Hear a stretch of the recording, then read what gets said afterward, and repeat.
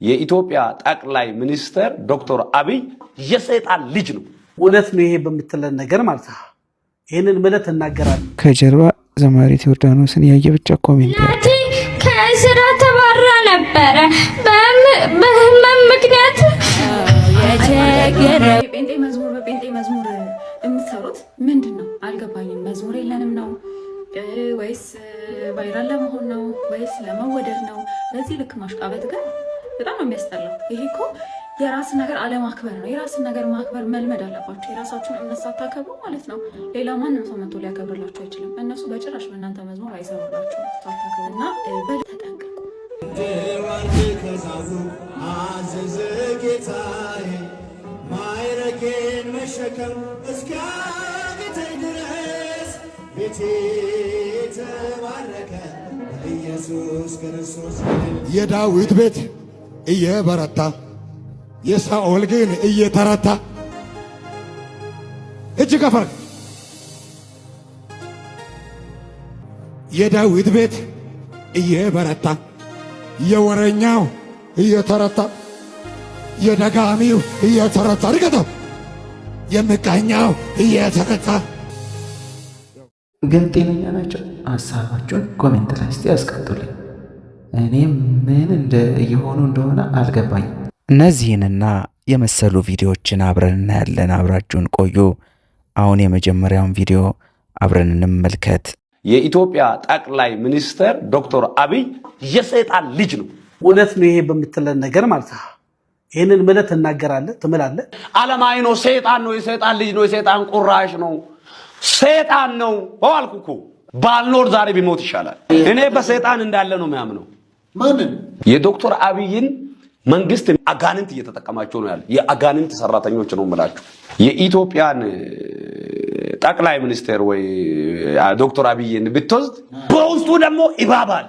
ይህ ብሎ እሱ የሚወልዱ እባቦች ምድርቷን እያወኩ ነው ያሉት። በስብዕና ደረጃ ግን ዲሲፕሊን ያለው ስብዕና ያለው ሰው ለገንዘብ የማይሞት ሰው እንደሆነ ግን ዛሬም ነገም ከነገ ወዲያ መጠየቅ ነው። ያንን እውቀት ለራሴ ተጠቀሙ። እኔ የሚያውቀው ነግሬዋል። ይሄንን ሐሳብ ደግሞ ስታስተላልፍ ይሄንን ሐሳብ አትቁረጥ። እዚህ ጋር ያወራውን አትቁረጥ። ሐሳቡን አትቁረጥ። በቃ አንተም ተመለስ፣ እሱን መልሶ። እኔ ምንም የሚመለሰው የለም። ከክርስቶስ ማንም አይለየኝ። በክርስቶስ ማንም አይለየኝ። ኖ ስም አጥፍቼ አይደለም፣ ያለውን እውነት አንተ ተናግሬ ነው። ይሄንን ልቀቅና ህዝቡ ይዳኘኝ። ሐሳቡን አትቁረጥ። ለህዝብ አይደለ? ሐሳቡን አትቁረጥ። አትቁረጥ። ሐሳቡን የምትቆርጥ ከሆነ እኔ ካንተ ላይ አልወርድም።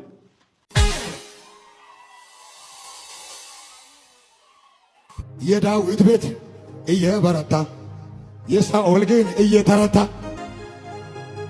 እጅ ከፈር የዳዊት ቤት እየበረታ የወረኛው እየተረታ የደጋሚው እየተረታ ርቀተው። ግን ጤነኛ ናቸው? ሀሳባችሁን ኮሜንት ላይ እስቲ ያስቀምጡልኝ። እኔ ምን እየሆኑ እንደሆነ አልገባኝም። የጠላቴ ግን እየተሰበረ አማኑዋን ክያስቶካ ወድቄ ሙሉ በሙሉ ሐሳቡን ሙሉ ነው መለቀው። ዛቻ ምናምን እኮ አስፈልገው አይ ሌላ ዛቻ አይደለም። እና ሙሉ በሙሉ መለቀቅ አለበት ሐሳቡ። እኔ ሙሉ ነው። ስለዚህ ህዝቡ ይዳኘናል። ህዝቡ በቃ ህዝቡ ይዳኘናል። አንተ የማታውቀው ሰው አንድ ቀን አብረሽ ሻይ ቡና ብለህ ጠጥተህ የማታውቀው ሰው መጥተህ በገንዘብ ተገዝቷል ብለህ ያለ መረጃ ስም ማጥፋት አልቀበለውም። ከሱ ጋር ሻይ የሚጠጡ ደቀ መዝሙሮቹ የሱ ተከታዮች ናቸው። እኔ የሱ ተከታይ አይደለም። እንደ ሻይ አብረህ ጠጣዋል። እንዴት ፓስተር ነው እኮ በጌታ ያለው ወንድማችን እኮ ነው። እንዴት ፓስተር ነው? እኔ በሰይጣን እንዳለ ነው የሚያምነው። ማንን? በምን መረጃ? በጌታ የሆነው ሰው በጌታን ይሰብካላ። መረጃ እኮ ህይወት ይመሰክራል። የት ምን መረጃ ልስጥ? ስንት ዓመተ ምህረት? ይሄ እኮ ፍርድ ቤት አይደለም አንተ ያለው እና የሆነ ደብዳቤ እኮ ጽፌ አይደለም የሚያመጣ። ህይወቱ ወንጌልን አይደለም የሚገልጸው። ህይወትን ክርስቶስ አይደለም። ዓለማዊ ነው። ሰይጣን ነው። የሰይጣን ልጅ ነው። የሰይጣን ቁራሽ ነው። ሰይጣን ነው አልኩ። የምትሰሩ ኦርቶዶክሳውያን ይሄ መልእክት ለእናንተ ነውና ትንሽ ያሽቃበጣችሁ ብናል መሰላችሁ። ምንድነው ማለት አይገባኝም። የጴንጤ መዝሙር በጴንጤ መዝሙር የምትሰሩት ምንድነው? አልገባኝም። መዝሙር የለንም ነው ወይስ ቫይራል ለመሆን ነው ወይስ ለመወደድ ነው? በዚህ ልክ ማሽቃበጥ ግን በጣም ነው የሚያስጠላው። ይሄ እኮ የራስን ነገር አለማክበር ነው። የራስን ነገር ማክበር መልመድ አለባቸው። የራሳችሁን እምነት ሳታከብሩ ማለት ነው ሌላ ማንም ሰው መጥቶ ሊያከብርላችሁ አይችልም። እነሱ በጭራሽ በእናንተ መዝሙር አይሰሩላችሁም። እና በልክ አድርጉት። ይሄ ልወደድ ባይነታችሁን ራሱ በጣም በጣም በልክ አድርጉት። በጣም የበዛ ነው፣ እጅግ በጣም የሚያስጠላና መጀመሪያ የራሳችሁን እምነት ማክበር ልመዱ። ከዛ በኋላ ነው ሰው የእናንተን እምነት የሚያከብርላችሁ ማለት ነው። አሁን ነገ ኦርቶዶክስ ብትነካ ኦርቶዶክስ ተነካች ብላችሁ ትመጣላችሁ።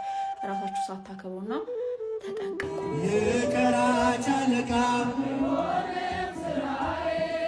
እንድወርድ ከዛፉ አዘዘ ጌታዬ፣ ማዕረጌን መሸከም እስኪያቅተኝ ድረስ ቤቴ ተባረከ ኢየሱስ ክርስቶስ እልል። ቤቴ ተባረከ ኢየሱስ ክርስቶስ ባለውለታዬ ባለውለታዬ ባለውለታዬ ከአመድ ያነሳኝ ከትቢያ ተጥዬ ተመስገን። ሲደረጃ ላላችሁ እጃችሁ ከፍ አድርጎ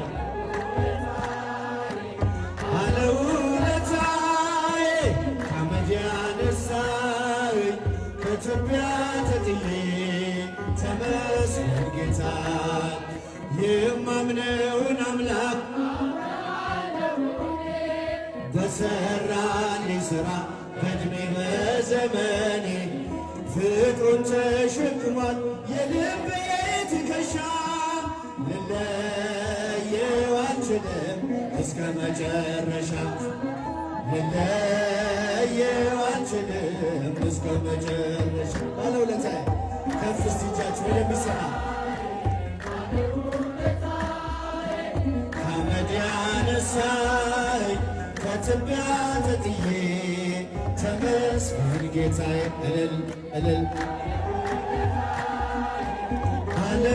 ባለውለታዬ ከአመድ ያነሳኝ ከትቢያ ተጥዬ ተመስገን ጌታዬ።